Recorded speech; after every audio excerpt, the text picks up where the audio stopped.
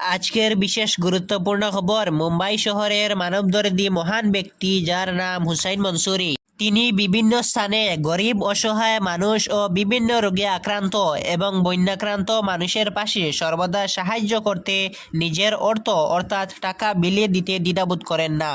সেই মহান ব্যক্তি মানবদরদী উজান আসামের ভয়াবহ বন্যাক্রান্ত মানুষের পাশে এসে দাঁড়ালেন বিভিন্ন ত্রাণ সামগ্রী ও নিত্য প্রয়োজনীয় বস্তু ও পানীয় জলের ব্যবস্থা নিয়ে হাজির হলেন উজান আসামের বন্যাক্রান্ত এলাকায়।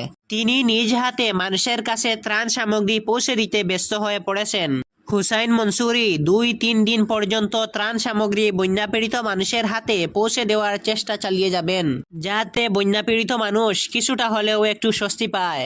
হুসাইন মনসুরের এই বলিষ্ঠ পদক্ষেপ দেখে সর্বস্তরের মানুষ ধন্যবাদ জানিয়েছেন।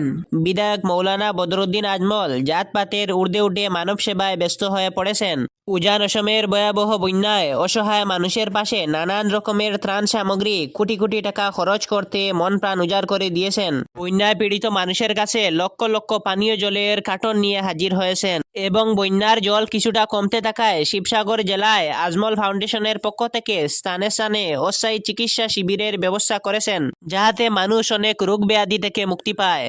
বিধায়ক মৌলানা বদরুদ্দিন আজমল মানবজাতির সেবক হিসেবে কাজ করেই চলেছেন। বন্যায় মৃতদের পরিবারকে 9 লক্ষ টাকা করে দেওয়া হবে। বন্যায় পড়াশোনার ক্ষতিগ্রস্ত ছাত্রছাত্রীদেরকে বিশেষ অনুদান দেওয়ার ঘোষণা করেছে রাজ্য সরকার।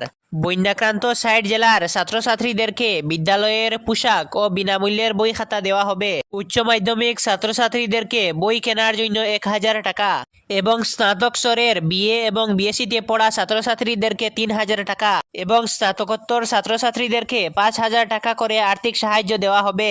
এই ছিল বন্যাক্রান্ত মানুষের জন্য বিশেষ খবর। প্রতিদিনের নিত্য নতুন খবর পেতে ফেসবুকে নতুন হলে ফলো করবেন এবং ইউটিউবে নতুন হলে সাবস্ক্রাইব করে রাখবেন।